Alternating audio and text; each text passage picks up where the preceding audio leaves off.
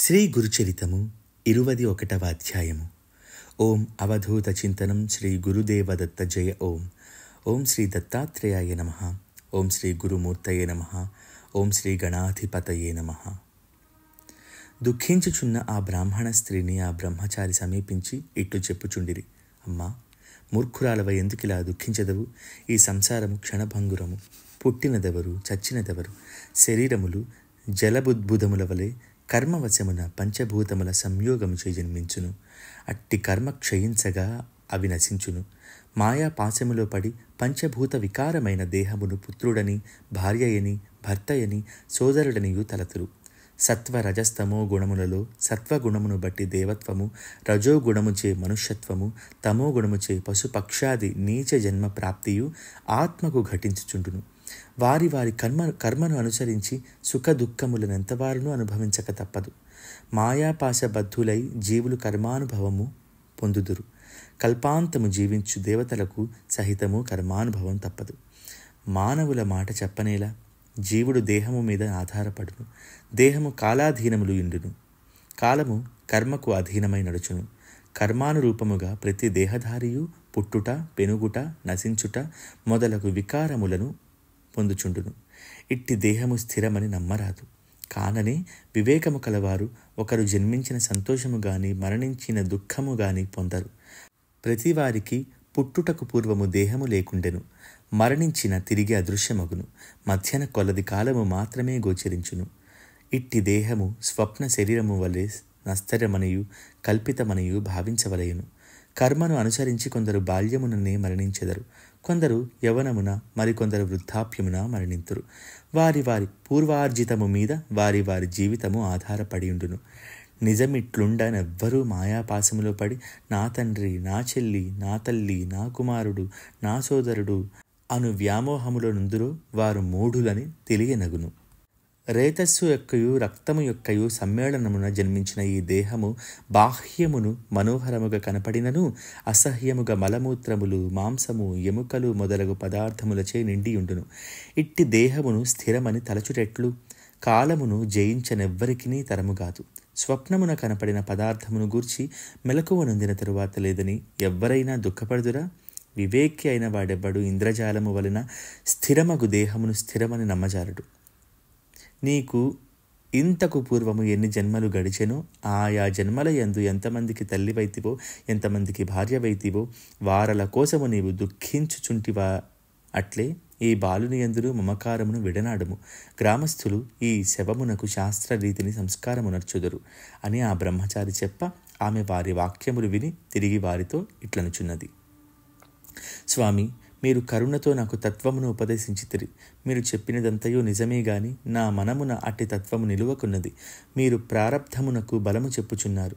ప్రారబ్ధమే ఎంతవారికి తప్పక అనుభవించవలసి ఉన్నచో ఇక ఈశ్వరుని భజించనవసరము లేదు.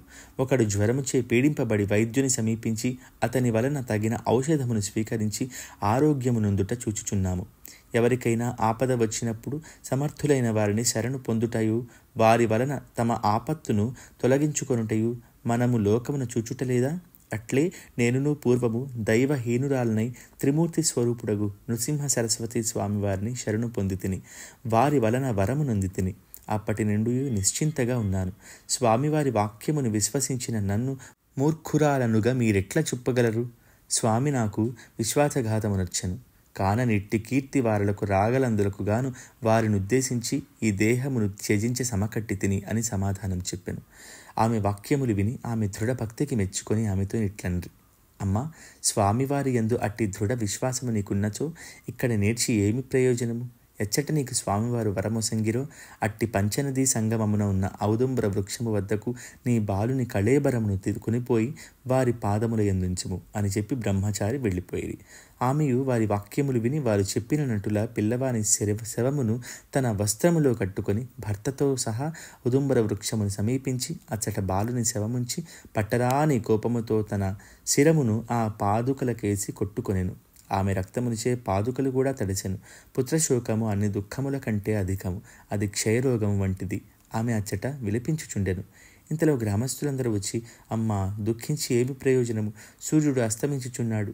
ఈ అరణ్యమున రాత్రికాలమున మనుష్యులెవ్వరూ ఉండజాలరు.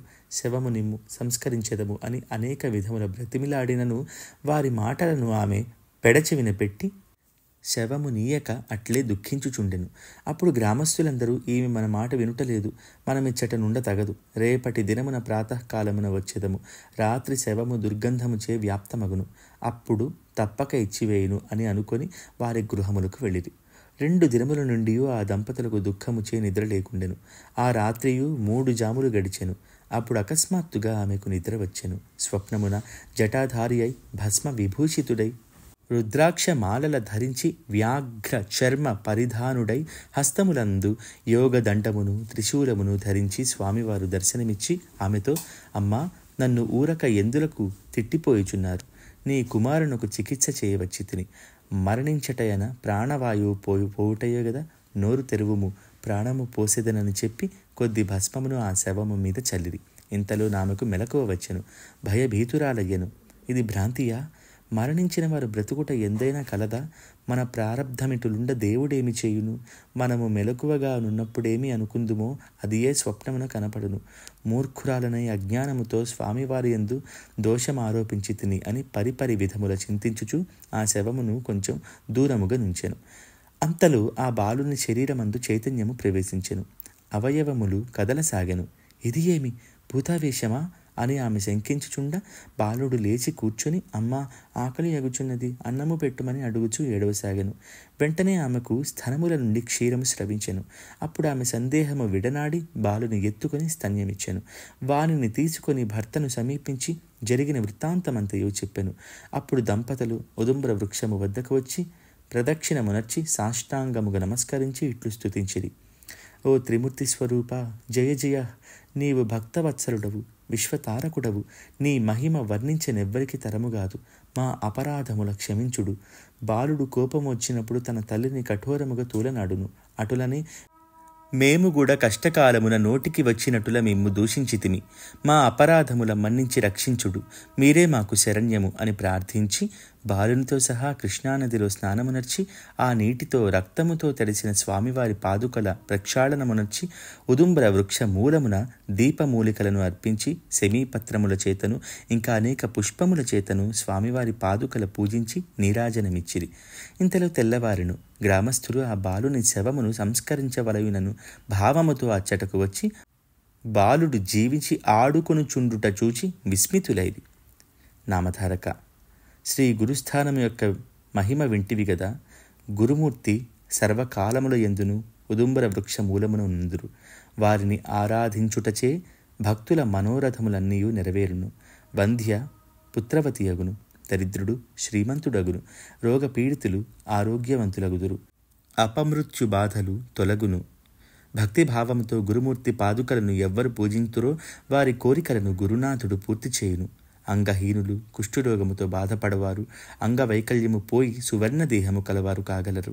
హృదయశూల, గండమూల, అపస్మారము మొదలగు రోగములు సహితము గురుపాదుకలను అర్చించుటచే ఉపశమించును.